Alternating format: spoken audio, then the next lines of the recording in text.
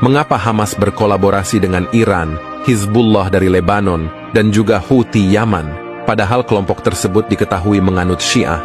Bahkan karena kedekatan ini banyak tuduhan yang mengatakan Hamas penganut Syiah. Padahal Hamas adalah Ahlus Sunnah wal Jamaah sebagaimana mayoritas masyarakat Indonesia. Sangat banyak hal menarik yang bisa kita bahas lebih dalam di video ini. Yuk kita mulai videonya. Assalamualaikum warahmatullahi wabarakatuh. Sobat channel Kabar Langit, Syiah sering menghadapi permusuhan dan dianggap bukan bagian dari Islam, terutama karena perbedaan doktrinal dan sejarah yang mendalam dengan kelompok Sunni. Perbedaan ini mencakup pemahaman tentang kepemimpinan dalam Islam pasca wafatnya Nabi Muhammad SAW, di mana Sunni menerima Abu Bakar sebagai penerus, sedangkan Syiah percaya bahwa Ali adalah penerus yang ditunjuk secara ilahi. Selain itu, Syiah dan Sunni memiliki perbedaan dalam praktek keagamaan, sumber hukum, serta konsep imamah dalam Syiah yang unik. Konflik sejarah dan persaingan politik antara Sunni dan Syiah juga memperdalam perpecahan ini.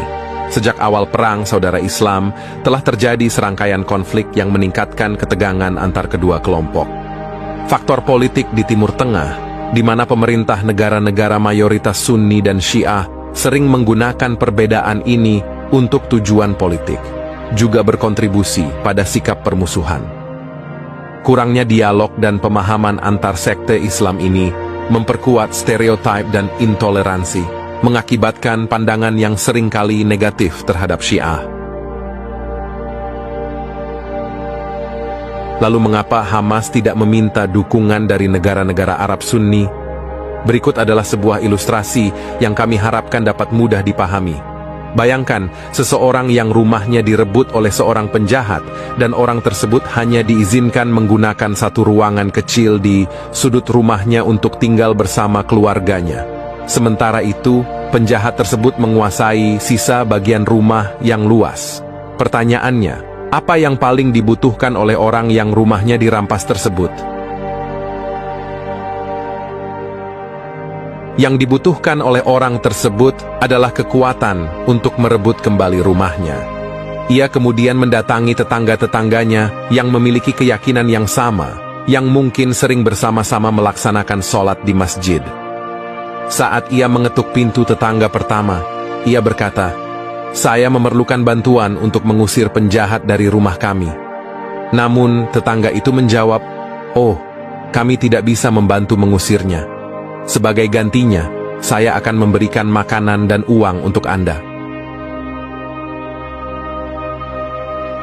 Selanjutnya, ia mengetuk pintu tetangga keduanya, namun mendapatkan jawaban yang sama. Hal yang sama terjadi ketika ia mendatangi tetangga ketiganya. Padahal mereka semua adalah rekan seiman, satu keyakinan, sama-sama Ahlus Sunnah wal Jamaah. Di tengah-tengah rumah-rumah itu, terdapat sebuah rumah yang dihuni oleh seorang penganut Syiah.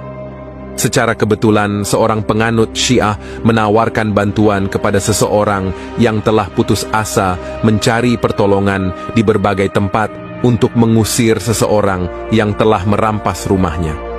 Semua pihak yang dia datangi sebelumnya menolak memberikan bantuan, kecuali penganut Syiah tersebut. Oleh karena itu, ia berkata, "Saya akan memberikan Anda bantuan, senjata, dan peralatan perang yang diperlukan untuk bertarung melawan pemilik rumah tersebut." Apakah bantuan tersebut akan diterima? Jika dalam konteks ini, bantuan tersebut diberikan dengan syarat agar pemilik rumah berpindah keyakinan menjadi Syiah, pasti salah.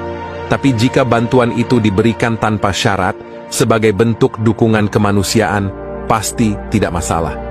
Seandainya kita ingin mencari kesalahan, maka lebih tepat menyalahkan tetangga-tetangganya yang sesama Ahlus Sunnah. Mengapa mereka tidak membantu saudaranya sendiri?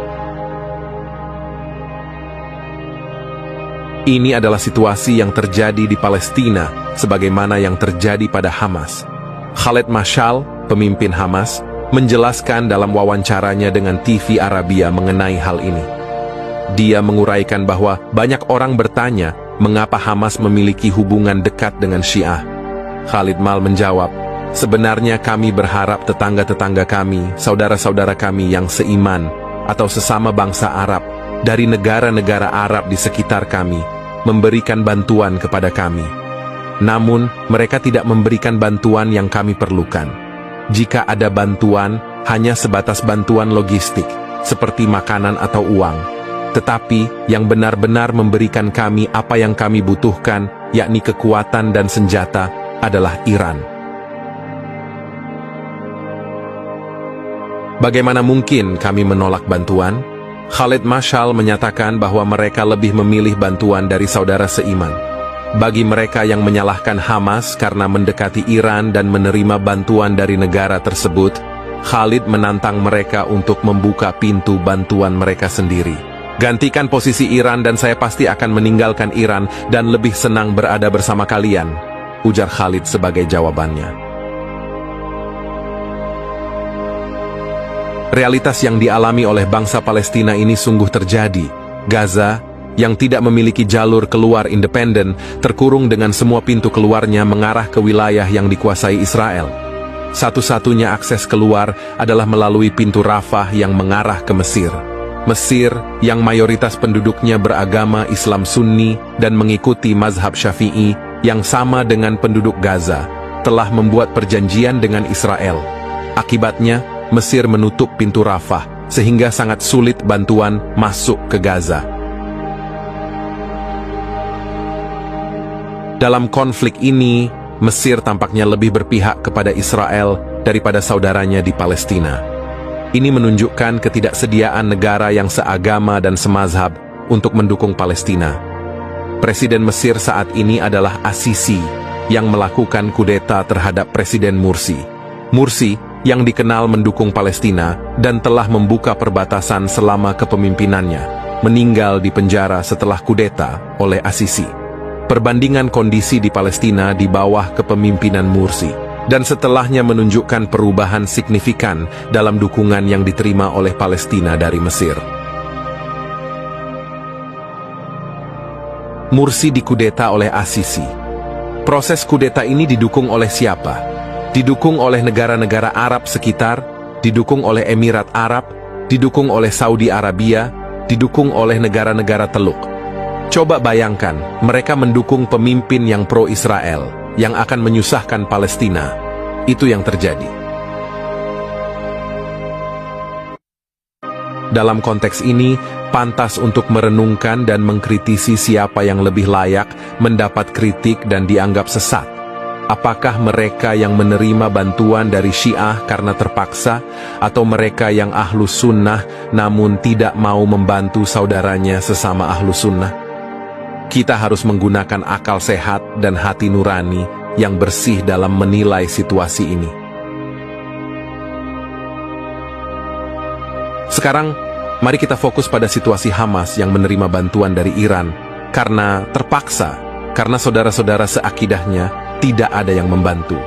Dalam kondisi seperti ini, bahkan menerima bantuan dari orang non-muslim pun juga bisa dibenarkan. Tengok saja Rusia yang membantu lewat perantara Iran. Bahkan Cina dan Korea Utara bisa jadi akan membantu jika dibutuhkan, karena berkaitan dengan musuh bersama, yaitu Amerika dan para sekutunya.